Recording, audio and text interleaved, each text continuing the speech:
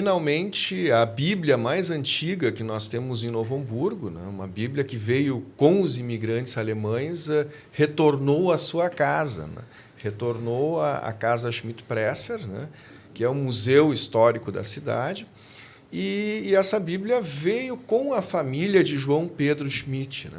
Estava fazendo os cálculos, pastor, a família Schmidt chega em final de dezembro de 1825. Uau! Exatamente dezembro. Uau!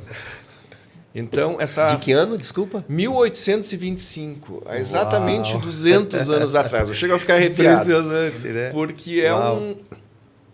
E talvez seja ali a única Bíblia desse momento que sobreviveu na cidade, que permaneceu como o testemunho da fé desses imigrantes. Né? Então, como já disse, bem disse o pastor, é um momento muito especial para a cidade. Eu sou muito grato por estar nesse momento participando de toda essa movimentação, desse resgate de valores da cidade. Sim. O Natal, essa festividade toda, ela é um grande resgate dos valores da cidade, da fé da cidade, da fé em Cristo, fé em Deus, fé no futuro, principalmente. Né? Então, estar nesse momento, secretário, é uma grande honra, e eu trago aqui o abraço do prefeito Gustavo Fink também, que está dando o seu máximo, é o empenho sobre-humano dele para conseguir realizar essa grande festa, essa grande celebração da fé e da família. Né? Então, quando nós resgatamos o patrimônio histórico da cidade, a história da cidade, não estamos fazendo nada mais, nada menos do que honrar os nossos antepassados, honrar pai e mãe. Isso. E honrar a família. Amém. Precioso. Então é isso. Estaremos dia 13 presentes, contando um pouco a história, né, da Bíblia, e que é o símbolo do dia da Bíblia na cidade, podemos dizer, pastor. Então, é um momento realmente especial. É um momento onde estamos assim exaustos fisicamente, mas com a alma brilhante, assim, por estar conseguindo fazer essas entregas, por estar conseguindo fazer o bem para a nossa cidade, para as nossas famílias, para os nossos irmãos. Né? Precioso. Que precioso.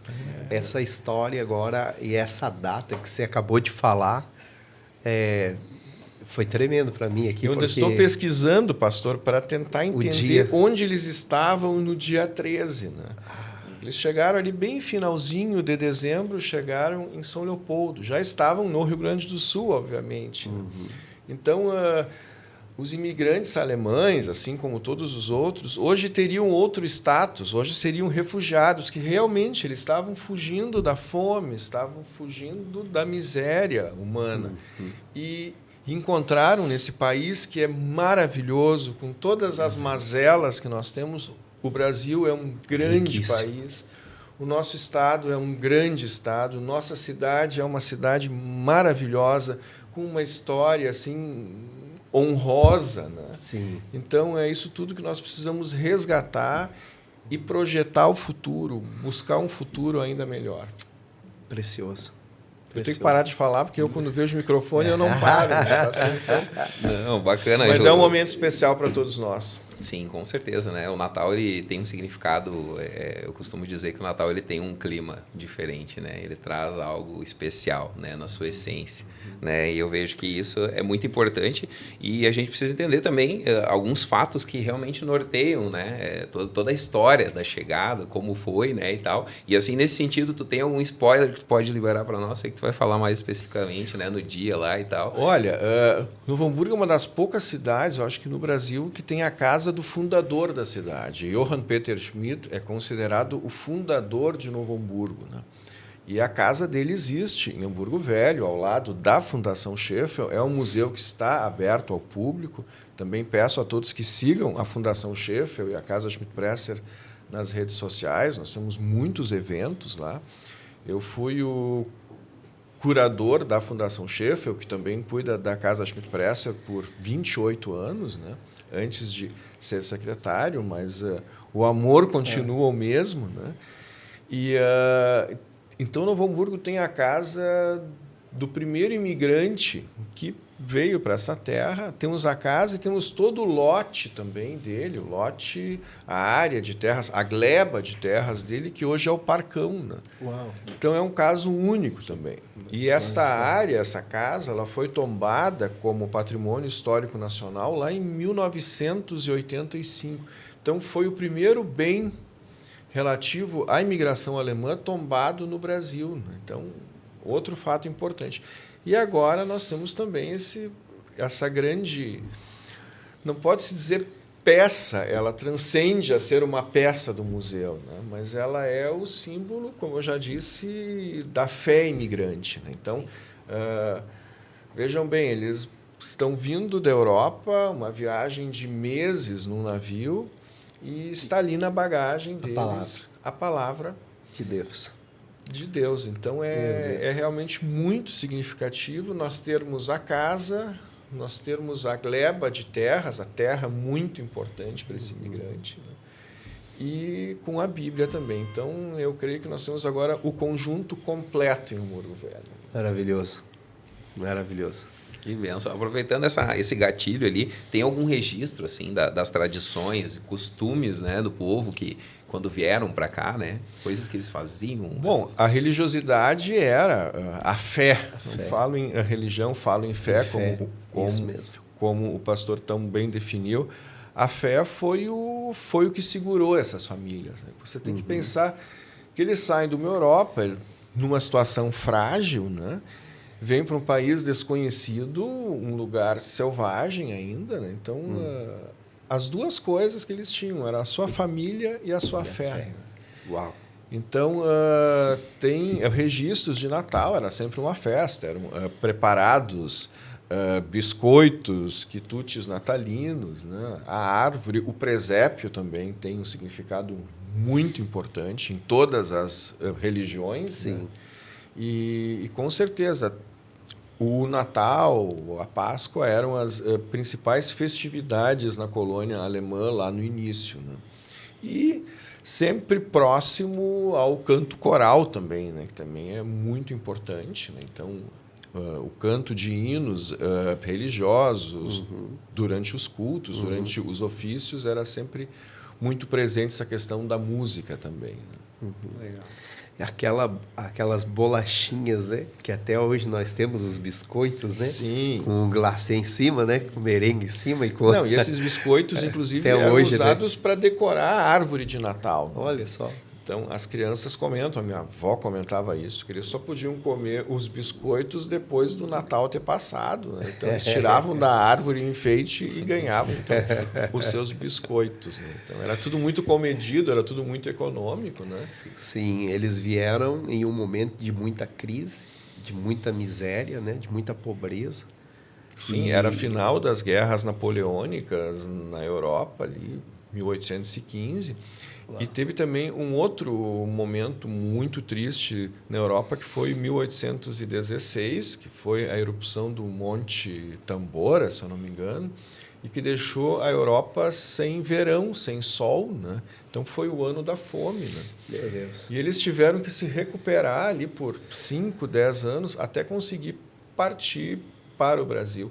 E no Brasil eles também chegam num momento muito importante. Nós tínhamos recém-declarado a independência, né? Então, a independência de 1822, os imigrantes chegam a partir de 1824, para também garantir o recém-criado império, né? Dom Pedro I ele não tinha soldados, ele não tinha tropas, todas tinham voltado à corte, né, para Portugal. Então, o primeiro exército brasileiro é com jovens imigrantes alemães. E outra situação também muito importante, o recém-criado império ele precisava ter segurança alimentar. Não se produzia alimento no Brasil naquela época. Então, para expandir o império, para, enfim, tornar o império viável, também precisavam dessa mão de obra, né? Porque até hoje é a pequena propriedade que planta o alimento que vem para a nossa mesa, né? Então, isso também foi uma questão aí muito mais ampla e de segurança alimentar do Brasil, a vinda desses imigrantes. E, realmente, a nossa região, como a região de imigração italiana também, todas são muito pujantes, né? Essas pessoas trabalharam muito, né? Assim como todas as outras etnias que estão no nosso país, que compõem o nosso país, nosso estado, nossa cidade. Mas nesse recorte, nesse tema, nesse recorte, a gente precisa exaltar isso, que foram pessoas que trabalharam muito, que deram o seu máximo. E um lado arado, o outro lado a Bíblia. Uau! Que tremendo isso, né, o Ângelo. O Ângelo, para mim, ele é desde que eu conheci ele, eu aprendi a amá-lo assim já. Porque da mesma forma, pastor. Ele é um cara que ele carrega um conhecimento histórico das raízes e é uma enciclopédia aí ambulante, viva. Cara, é muito bom ouvi-lo. É muito bom ouvi-lo. E enquanto você falava, o que vinha na minha mente, você vê que essas famílias sofreram desafios ao extremo em todas as áreas. Mas olha a importância de uma família unida, com uma fé em Deus. Não há impossível. Não há impossível. E eu quero ressaltar essa parte porque aqueles que vão nos ouvir, estão nos ouvindo, vão assistir o podcast. Quem sabe você diz, eu não tenho uma família estruturada. Eu não tenho essa unidade na nossa família. Mas eu quero te dizer que existe uma família que sai da questão biológica e entra na fé. Existe uma família da fé. Que você pode se conectar e viver experiências extraordinárias que vão superar os teus limites, que vão superar os teus impossíveis. E é o que a gente vê com essa questão da imigração. São família e fé juntas. Olha o que nós temos hoje em Novo Hamburgo, mas por conta de quê? Por causa dessas famílias que estabeleceram uma base. Da união. Da união. Então, isso é extraordinário, né? Assim foi com Noé. Noé tinha o que, Noé? Quando fez a arca, acabou tudo, ele pegou uma terra devastada pelo dilúvio, mas ele tinha o quê? Uma família. E ele tinha uma fé em Deus, onde tudo foi reconstruído, por isso estamos aqui hoje. Uau!